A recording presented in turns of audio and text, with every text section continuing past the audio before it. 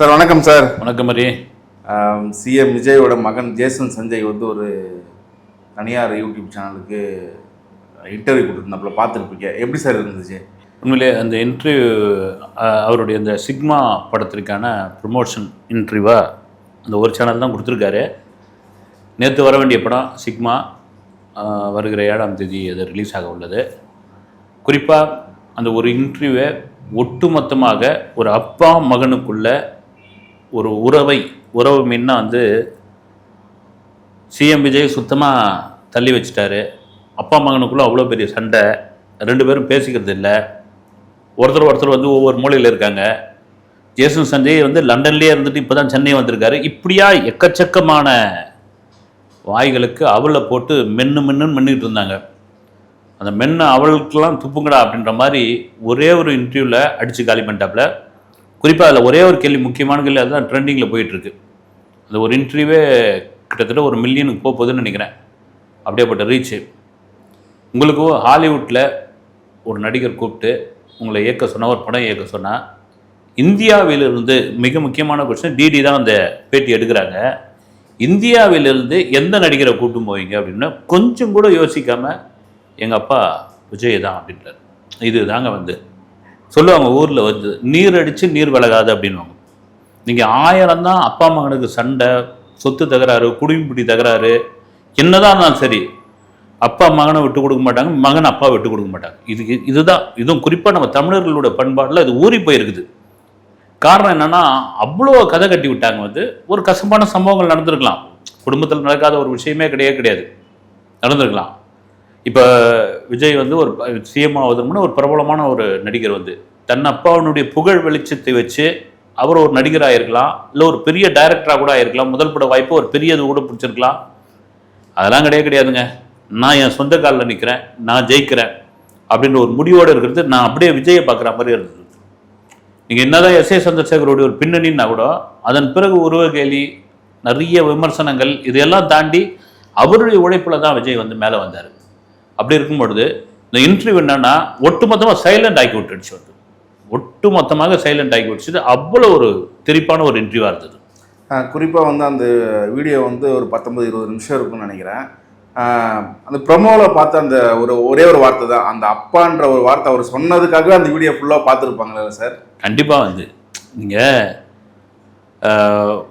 இன்றைக்கி ஒரு பெரிய நடிகர் தளபதி அப்போது ஒரு படம் டைரக்ட் பண்ண போகிறாரு. அவங்க மகன் லைக்காக தான் அந்த படத்தை தயாரிக்கிறாங்க. ஒரு அப்பா இல்லை, கூட ஒரு அம்மா இல்லை. அந்த இடத்துல முதல் அந்த பட பூஜையில் அறிவு பண்ணிக்கு பார்த்தீங்கன்னா லைக்கா சுபாஷ்கரன் இருக்கார், இவர் தமிழ்குமாரன் இருக்கார், அப்புறமா அஜித்தோடைய மேனேஜர் சுரேஷ் சந்திரா இருக்கிறாப்புல, வேறு யாருமே இல்லை. பல பேருடைய கேள்வி அதுதான் இருந்து. அதன் பிறகு எஸ்.ஏ. சந்திரசேகரும் அவங்க மனைவி சோபா சந்திரசேகரும் பேரனை பார்க்கறதுக்காக போய் கண் கலங்க சொன்னாப்புல எஸ்ஏசி வந்து, ஏன் ரத்தம் இது, ஏன்னா தன்னை மாதிரி ஒரு டைரக்டர் ஆகிட்டாப்ல பேர அப்படின்ட்டு, அப்படி ஏன் ரத்தம் அப்படின்னு மகிழ்ச்சியாக சொன்னது. ஆனால் அந்த நேரத்தில் யாருமே இல்லைன்னு பொழுது அது ஒரு பெரிய பிரச்சனையாக மாறி, அப்புறமா எலெக்ஷனுக்கு முன்னாடி செங்கல்பட்டு கோர்ட்டில் சங்கீதா வந்து மனு தாக்கல் பண்ணி, விவாகரத்து மனு தாக்கல் பண்ணி, அது ஒரு பெரிய விஷயமா போய் உங்கள் அப்பா எங்கே காணோம் அப்படின்னு சொன்னபோது, ஒரு கணவனை காணன்னு ஒரு பொண்டாட்டி வந்து செங்கல்பட்டில் வந்து தேடிக்கிட்டு இருக்காங்க, கோர்ட்டில் தேடிக்கிட்டு இருக்காங்கன்ற மாதிரியான விஷயங்கள்லாம் கொண்டு வந்து, ஏதோ அப்பாவும் மகனும் வந்து பரம்பரை விரோதி மாதிரி ஒரு கட்டமைப்பு கொண்டு வந்தாங்க. நீங்கள் சொன்ன மாதிரி ஒரே ஒரு ப்ரோமோவில் அப்பா அப்படின்ற ஒரு வேர்டை கரெக்டாக ப்ரோமோ கட் பண்ணி போட்டிருக்காங்க. தூக்கிடுச்சு அந்த வீடியோ எங்கேயோ. அதை தாண்டி ஒரு உள்ளார்ந்த எனக்கு பார்த்தீங்கன்னா ரொம்ப தெளிவான ஒரு பேச்சாக இருந்தது. வந்து ஜேசன் சஞ்சய் ஒரு 10 படம் பண்ண டைரக்டர் எப்படி பேசுவாங்களோ அது மாதிரி ரொம்ப தெளிவாக இருந்தது. அது ரொம்ப முக்கியமான காரணம், நீங்கள் ஏங்க வந்து டைரக்டர் ஆகிட்டீங்கன்னு கேட்குறாங்க. வந்து எனக்கு கதை கேட்குறது ரொம்ப பிடிக்கும், கதை சொல்கிறது பிடிக்கும், அதை தாண்டி நிறைய படிப்பேன். இதில் ரொம்ப முக்கியமான விஷயம், நிறைய எழுதுவேன், நிறைய டைப் பண்ணுவேன் அப்படின்னு. எழுதுவேன்னு சொன்ன வார்த்தை வந்து அவ்வளோ, இன்னைக்கு எழுதுறதுக்கு யாருமே இல்லை. அதுவும் இன்றைய தலைமுறை எழுதுறது அவ்வளோ பேர் எழுதுறாங்களான்னு தெரியல. அதனால தான் எனக்கு டைரக்ஷன் மேலே ஒரு ஆசை வந்தது, டைரக்ஷன் மேலே வந்து ஒரு விருப்பம் ஏற்பட்டது. அதனால தான் நான் கனடாவில் போயிட்டு அந்த கோர்ஸ் படித்தேன். அப்புறம் லண்டனில் வந்து படிச்சுட்டு இப்போ இதே கூட வச்சிங்களேன், விஜய் அவர்களுடைய பேக் ட்ரிப்பு, ஒரு பெரிய இடத்து பையன் இவர் சொல்ல ஜேசன் சஞ்சய். இப்போ கால்ஷீட் கொடுங்க அப்படின்னா விஜய்க்கு அடுத்த ரேஞ்சில் உள்ள எத்தனையோ ஹீரோக்கள் கால்ஷீட் கொடுப்பாங்க. ஆனால் சந்தீப் கிருஷ்ணனுக்குலாம் என்ன மார்க்கெட் இருக்குன்னே தெரியல. வந்து ஆனால் அந்த அளவுக்கு தன்னுடைய தாத்தா S.A. சந்திரசேகர் மாதிரி கதையை வந்து வலுவாக நம்பியிருக்காரு. அதனால தான் பார்த்தீங்கன்னா எடுக்கிறேன்னு நீங்கள் இவர் கூட சந்தீப் கிருஷ்ணன் கூட ஒரு இன்டர்வியூவில் பேசியிருப்பாப்புல, அந்த படத்தோட ஹீரோ. நான் வந்து விஜய் சாரை வந்து கோட் சமயத்தில் போய் மீட் பண்ணோன்னே எங்கள் வீட்டில் கூட உனக்கு ஒரு ஃபேன் இருக்காங்க அப்படின்ட்டு அவர் சொன்னபோது எனக்கு அப்படியே ஒன்றுமே என்னால் புரியவே இல்லை. அப்போது நான் இப்போ அப்படின்னு நினச்சேன். நான் அதுக்கப்புறம் வந்து கதை சொல்லி நான் நடிக்கும்போது எனக்கு அவ்வளோ பெருமையாக இருந்தது அப்படின்ட்டு. இந்த ஒட்டுமொத்த இன்டர்வியூ பண்ணி பார்க்கும்போது ஒரு தேர்ந்த ஒரு என்ன சொல்கிறது, ஒரு பெரிய அனுபவசாலி பேசக்கூடிய அளவுக்கு ஜேசன் சஞ்சீவை அவ்வளோ தெளிவாக பேசியிருந்தார். குறிப்பாக அப்பா மகனுக்குள்ளே இருந்த அந்த பிரச்சனையை வந்து அவ்வளோ புரளி பேசினாங்க, அவ்வளோ விஷயங்கள் பேசியிருக்காங்க. 2 பேருமே அது வந்து ஹேட் ஆகிருப்பாங்க. இந்த இந்த இந்த இன்டர்வியூவை பார்த்த வரைக்கும் அத்தனை பேருக்கு ஒரு பதிலடியாக இருக்குமா சார்? இது கண்டிப்பாக பதிலடி தான். மாற்றுக்கிறது கிடையாது வந்து. ஏங்க என்ன வந்து குடும்பத்துக்குள்ளே 1000 சண்டை நடக்குங்க. இன்னும் என்னென்னலாம் சொன்னாங்க தெரியுங்களா? கோட் படத்தில் வந்து அப்பா மகன் கதை தானே அது.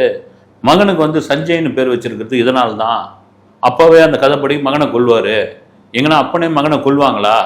இதெல்லாம் வந்து திட்டமிட்டு பண்ணது. அப்புறம் வந்து விஜய் சார் வந்து கிளம்பி போகிறப்போ அவருடைய வாகனத்தில் வந்து GPRS பொருத்தி பார்த்தது வந்து ஜேசன் சஞ்சய் தான். அப்புறம் விஜய் அவர்களுடைய ஒரு முக்கிய வலதுகரமாக இருக்கிற ஒருத்தர் வந்து வீட்டை விட்டு அவர் வெளியே போ அப்படின்னு சொன்னது போது அதில் தான் தகராறு வெடிச்சுது. இப்படியா பல விஷயங்கள் யாருமே வந்து உண்மை என்னான்னு போய் பார்க்கல. அடுத்தவங்க வீட்டு பெட்ரூம் எட்டி பார்க்குறது மிகப்பெரிய தவறு. ஆனால் என்னென்னா பொதுவாகவே இந்த மற்றவங்க வீட்டை பற்றி பொருளை பேசுறது ரொம்ப கைவந்த கலை. அதுவும் விஜய் அரசியலுக்குள்ளே வந்துட்டாருன்னு ஒன்று அவங்க குடும்ப விஷயத்தை எடுத்து என்ன நம்ம பேசணுமோ, அதுவும் அப்பா மகன், அதுவும் வந்து கணவன் மனைவி, இந்த பிரச்சனையை பேசி பேசி பேசி பேசி ஒரே இன்றி ஒட்டுமொத்தமாக சொல்லி முடிச்சிடுச்சுன்னு தான் சொல்லலாம். வந்து குறிப்பாக இந்த இன்டர்வியூ முழுக்க முழுக்க சிக்மாக்கானதாக எடுத்துக்கலாமா, இல்லைனா அந்த ஒரு கிளியரன்ஸ்க்காக எடுத்துக்கலாமா சார்? அப்பாவை பற்றி பேச இல்லை, இது நல்ல கேள்வி. வந்து உண்மையிலே வந்து ஆக்சுவலாக அந்த இன்டர்வியூ வந்து சிக்மாவுடைய ப்ரொமோஷனுக்கான இன்டர்வியூ தான். அது எக்ஸ்க்ளூசிவாக வந்து ஒரு சேனலில் எடுத்திருக்காங்க. வந்து இப்போ பெரும்பாலும் பட ப்ரொமோஷன் அப்படின்னா இருக்கிற ஊரில் இருக்கிற அத்தனை சேனலையும் கூப்பிட்டு கும்பலாக எடுப்பாங்க. வந்து அதுலேயும் முதல்ல எடுக்கிறவங்களுக்கு ஒரு யார் அதிக சப்ஸ்கிரைபர் இருக்காங்களோ, வியூஸ் இருக்காங்களோ அவங்களுக்கு எடுத்துருவாங்க. ஆனால் பர்டிகுலராக ஒரு குறிப்பிட்ட சேனல் எடுத்திருக்காங்க அப்படின்னா இது சிக்மாமான ப்ரொமோஷனோடு சேர்த்து ஒரு தனிப்பட்ட விளக்கமாகவும் இருந்தது. வந்து நீங்கள் இவ்வளோ தூரம் இப்போ மகனுக்கே எவ்வளோ இருக்கும், அது இப்போ அப்பாவுக்கு எவ்வளோ மனசு கஷ்டமாக இருக்குமோ, என்னையா நான் ஒரு செலிப்ரிட்டியோட பிள்ளையாக பிறந்ததுனாலையா இப்படியெல்லாம் போட்டு என்ன அடிச்சுட்டு இருக்கீங்க, இப்படிதான் பிரச்சனை பண்ணிக்கிட்டு இருக்கீங்க அப்படின்னு அது ஒரு பதில் சொல்லி ஆகணுன்ற மாதிரி அந்த பதிலை கூட பார்த்தீங்கன்னா ரொம்ப காட்டமாக சொல்லாமல் ஒரு நேர்த்தியாக சொன்ன ஒரு விஷயம் இருக்கு இல்லைங்களா? அது ரொம்ப பெரிய. அது வந்து இதை 2 விதமாக எடுத்துக்கலாம். சிக்மாவுக்கான ஒரு ப்ரொமோஷனாகவும் தன் மீது தன் குடும்பத்தின் மீது அடுத்தவர்கள் காயப்படுத்தின அடுத்தவர்கள் விமர்சனம் பண்ணதற்கான ஒரு பதிலாகவும் இது இருந்தது. ஒரு சின்ன கிளியரன்ஸ் சார், அவர் அந்த இன்டர்வியூவில் சொல்லியிருப்பாப்புல, குறிப்பாக இந்த வீடியோவை அவர் பார்த்தா நல்லா இருக்கும் எதிர்பார்க்குறேன் அப்படின்ட்டு. அந்த ஹாலிவுட் டைரக்டரா இல்லை அப்பாவா? ஆமாம், இல்லை ஹாலிவுட் டைரக்டர் சொல்கிறாப்புல. ஹாலிவுட் டைரக்டர் இன்னைக்கு வந்து அவருடைய அப்பா CM விஜய் வந்து ஒரு 20 முறையாவது பார்த்துருப்பார். வந்து பார்த்து மகிழ்ச்சி அடைஞ்சிருப்பார். வந்து அதுதான் நாங்கள் வந்து அப்பா மகனுக்கான பாசம். அதுதானே வந்து நம்ம குட்டி பையனா இது வேட்டைக்காரன் படத்தில் நான் அடித்தா தாங்க மாட்டேன், 4 மாதம் தூங்க மாட்டேன்னு IPL வந்து தோல் மேலே தூக்கி வச்சுக்கிட்டு சேப்பாக்கு கிரவுண்டில் அந்த ஜெர்சியை போட்டுக்கிட்டு அப்படியே தோனி கூட நின்ன ஃபோட்டோஸு இதெல்லாம் பார்த்துட்டு தம் மகன் இவ்வளோ உயரத்துக்கு எல்லா அப்பாவுக்கும் அது பெருமை தானே. இப்போ S.A. சந்திரசேகர் எப்படி இப்போ வரைக்கும் பெருமைப்படுறாரு. நாளை தீர்ப்பில் நம்ம மகனை பார்த்து இன்னைக்கு இருந்து தமிழர்களுக்கு தீர்ப்பு எழுதிக்கிட்டு இருக்காரு அப்படின்ற மாதிரி. அது மாதிரி தன் மகனை வந்து பார்த்து அந்த இன்டர்வியூ ஒரு எத்தனை முறை பார்த்துருப்பாருன்னு தெரியல. வந்து ரொம்ப சூப்பராக இருந்தது. குறிப்பாக சில பேர் கூட கமெண்டில் கேட்டுருந்தாங்க, ஏன் ஜேசன் சஞ்சய் வந்து அந்த பிரச்சனைகள் போகிறப்ப அவர் வந்து இது மாதிரி எதுவும் கொடுக்காம இருந்தாப்புல, ஒருவேளை இந்த ப்ரமோஷனுக்காக தான் இப்படி பண்ணுறாரோ அப்படின்ற மாதிரிலாம் சில விஷயங்கள் போயிட்டுருக்கு. அது எப்படி சார் பார்க்கலாம்? அப்படி தான் எடுத்துப்பாங்க. வந்து இந்த படத்தோட ப்ரொமோஷனுக்காக தான் இந்த இது வந்து கையில் எடுத்திருக்காரு அப்படின்னு. அப்படி பண்ண வேண்டிய அவசியமே இல்லை. இந்த படம் ப்ரொமோஷனுக்கு அப்படின்னு அவர் முடிவு பண்ணியிருந்தாருன்னா ஒரு ஆடியோ லான்ச் வச்சு CM விஜய் அவங்க அப்பாவை, வாப்பா நீங்கள் வந்து மேடையில் வந்து சீஃப் கெஸ்ட்டாக வந்து உட்காருன்னு சொன்னால், இல்லைன்னா என் படத்துக்கு வந்து ஒரு பாட்டு பாடி கொடுங்க, இல்லைனா வந்து ஒரு கேமியோ ரோலில் வந்து நடிச்சு கொடுங்கன்னு சொல்லியிருந்தா வேறு லெவலில் எகிரி போயிருக்கு. வந்து அப்படி பண்ண வேண்டிய அவசியமே இல்லை. இன்டர்வியூ எடுக்கும்போது அது சார்ந்த கேள்விகள், பர்சனல் கேள்விகள் வரும்போது அதை அவாய்ட் பண்ண முடியாதுன்னு அதை தெளிவாக பேசியிருக்காரு. வந்து அப்படி ப்ரொமோஷனுக்கான வேலையாக அது எனக்கு தெரியல. இன்னொரு விஷயம் கூட, உங்களுக்கு பிடிச்ச மியூசிக் டைரக்டர் யாருன்னு கேட்கும்போது யுவன் சங்கர் ராஜான்னு சொல்லியிருப்பாப்புல. எதுக்கு பிடிக்கும் அப்படின்னு கேட்கும்போது சில ரீசன்கள் சொல்லியிருப்பார். அவர் வந்து அப்கமிங்காக வர டைரக்டர்ஸ்க்கு நிறைய வாய்ப்பு கொடுக்குறாப்புல அப்படின்ட்டு. அப்பாவை பிள்ளைய இருக்கிறாருன்னு எடுத்துக்கலாமா சார்? ஏன்னா அவரும் நிறைய உதவு குணம் உள்ளவர். ஸோ அந்த மாதிரி ஒரு யதார்த்தமான ஒரு பதிலாக இருந்தது. அது சொல்கிறேன். ஏன்னா சில பேர் கேட்கும்போது எனக்கு வந்து அவர் மியூசிக் பிடிக்கும், எனக்கு வந்து அதையும் தாண்டி ரொம்ப ஒரு எக்ஸைட்டடா கேள்விலாம் இருக்கும். ஆனா இவர் இந்த மாதிரி விஷயங்கள் பேசும்போது எப்படி சார் இருக்கும்? இல்லை, உண்மையாக வந்து நீங்கள் அப்போ நினைத்து நீங்கள் அவருடைய தந்தையுடைய வெற்றிக்கு முக்கிய காரணமாக சமீபத்தில் பார்த்தீங்கன்னா அனிருத் தான் இருக்கார். எனக்கு அனிருத் பிடிக்குன்னு சொல்லலாம், சாய் அபேகர் பிடிக்கலான்னு சொல்லலாம், பிடிக்கும்னு சொல்லலாம். ஆனால் யுவன் சங்கர் ராஜா சொல்லும்போது அந்த அளவுக்கு நான் யுவனோட பெரிய ரசிகன் நான் அப்படின்னு. அப்புறம் நான் ஒரு வீடியோ எடுத்து அப்பா கிட்ட கொடுத்து யுவன்கிட்ட அனுப்ப சொன்னேன் நான். அப்புறம் நாங்கள் ரெண்டு பேரும் மீட் பண்ணும்போது அப்பா அம்மா எப்படி இருக்காங்க அப்படின்னு அவர் கேட்ட கேள்வியாகட்டும், இதெல்லாம் தாண்டி வந்து எனக்கு ரொம்ப பிடிக்கிறதுக்கான காரணம் அப்கமிங்கில் வர மியூசிக் டைரக்டர். அது நான் விஜயோடைய மகனுக்கு தாண்டி யார் வந்தாலும் கதை பிடிச்சிருந்தா அது மியூசிக் பண்ணி கொடுத்து அது யுவனுடைய ஒரு ஸ்பெஷல் வந்து. யுவன் மறைந்த நா முத்துக்குமாருடைய பாடல்கள் இன்னைக்கு எடுத்தாலும் எவர் கிரீங்க. நா முத்துக்குமாருக்கும் யுவன் சங்கர் ராஜாவுக்கும் அவரும் ஒரு பாண்டிங் இருக்குது.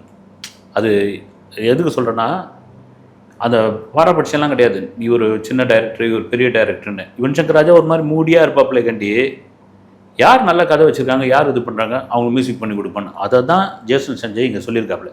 எனக்குன்னு கிடையாது, என்ன மாதிரி வருகிற அப்கமிங் டைரக்டர்களுக்கு அவர் வந்து ஒரு முன்னுரிமை கொடுக்குறாரு, அதுக்காக எனக்கு ரொம்ப பிடிக்கும், அவர் எங்கள் குடும்பத்துலேயும் ஒருத்தர் அப்படின்னு சொல்லியிருக்காரு வந்து.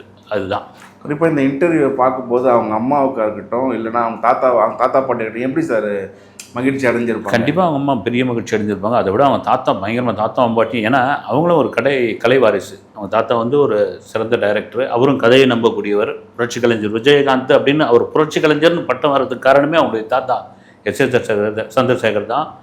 அவங்க பாட்டி வந்து ஒரு நல்ல பாடகி, சோபா சந்திரசேகர். பல படங்கள் அவருடைய தந்தை நடித்த படங்கள்லேயே அத்தனை பாடல்கள் பாடியிருக்காங்க. அவங்க அப்பா சோபா சந்திரசேகருடைய அப்பா வந்து விஜயவாகினி ஸ்டுடியோவில் ஃப்ளோர் மேனேஜராக இருந்தவர் வந்து. சோபா சந்திரசேகருடைய சகோதரர் எஸ்.என். சுரேந்தன் வந்து சிறந்த பின்னணி பாடகர். இப்படியே அந்த பாரம்பரியத்தில் வந்த குடும்பம். இப்போ அவங்க பார்த்துருந்தாங்கன்னா, ஏற்கனவே எஸ்எஸ்சி வந்து அந்த பேரன் டைரக்டர் ஆகிட்டாருன்னு கண்ணுங்கெல்லாம் தண்ணீரோடு சொன்னார் வந்து. அது மாதிரி ஒரு பெரிய பெருமையாக இருக்கும் வந்து. எப்பவுமே அந்த தாத்தா பாட்டிங்களுக்கு பேரம்பேத்தி பார்க்கும்போது ஒரு தீராத ஒரு பெரிய மகிழ்ச்சி ஒன்று இருக்கும். அப்படியேப்பட்ட ஒரு மகிழ்ச்சியை தான் வந்து ஜேசன் சஞ்சய் கொடுத்துட்டாரு. இன்னொன்று, ஜேசன் சஞ்சய் வந்து நிறைய வீடியோஸில் வந்து இவ்வளோ டியூரேஷனில் பார்த்தது கிடையாது மக்கள் பொதுவாக. இப்போ இந்த 19 நிமிஷம் பார்த்த உடனே தளபதி வந்து இனிமேல் நடிக்க போகிறது இல்லைன்னு முடிவாகி போச்சு. அவரை பார்க்கும்போது அவ்வளோ ஒரு அழகாக இருக்காப்புல, அப்பாவை பார்க்குற மாதிரி அப்படியே இருக்காப்புல. இவர் நடிக்க வந்தால் எப்படி இருந்திருக்குன்னு இன்னொரு ஒரு ஃபேன் பேஸாக அவருக்கு வந்து நிறைய உருவாயிடுச்சுன்னு சொல்லலாம். அந்த அளவுக்கு இருக்குது. எப்படி சார் பார்க்க? இல்லை, அவர் இடையில யாரோ கூட சொல்லிட்டு இருந்தாங்க அவர் அடுத்து நடிக்கலாம் போகிறாருன்னு. அவருடைய இன்டர்வியூ பார்க்கும்போது நடிக்கிறதுக்கான பெரிய ஆசை ஒன்றும் இல்லை பொழுது. ஒரு டைரக்ஷனில் சாதிக்கணும்னு தான் இருக்குது வந்து. இடையிலாம் கூட அவர் நடிக்க போகிறார் அப்படின்னா இன்னொரு வார்த்தை கூட சொல்லியிருந்தார் வந்து. இது மாதிரி லைக்காவுக்கு முதல் படம் கத்தி, என்னுக்கு வந்து லைக்காவில் முதல் படம் இது அப்படின்லாம் கூட சொல்லியிருந்தாப்புல. லைக்கா மாதிரி நிறுவனங்கள் இன்றைக்கி வந்து பொன்னியின் செல்வன் மாதிரியான படங்கள்லாம் எடுத்து அவங்க கொஞ்சம் ஒரு பின்னடைவை சந்திச்சிருக்காங்க. ஒரு இல்லை சிக்மா மாதிரியான படங்கள் வெற்றி படங்கள் அமைஞ்சு அந்த நிறுவனம் மேலே வந்து இன்னும் நிறைய படங்களை வந்து தயாரிக்கணும். என்ன நிலைமையில் சார் இருக்குது சிக்மா படம்? சிக்மா அடுத்த வாரம் ரிலீஸ், எல்லாம் கம்ப்ளீட்டாக ஓவர் வந்து. இப்போ 31ஆம் தேதி ரிலீஸ் ஆக வேண்டியது. நிறைய தேட்டர்களில் அவருடைய தந்தை நடித்த ஜனநாயகன் படத்தை இன்னும் இந்த ஒரு வாரம் ஓட்டி ஆகணும். ஹவுஸ்ஃபுல்லாக ஓடிக்கிட்டு இருக்கு பல தேட்டரில் அதை எடுக்க மாட்டேன்றாங்க. அதனால் ஏன் அதை தொந்தரவு பண்ணுவோன்ட்டு 7ஆம் தேதி இந்த படத்தை ரிலீஸ் பண்ணலான்னு இருக்காங்க. கருத்தில் ரொம்ப நன்றி சார். வணக்கம்.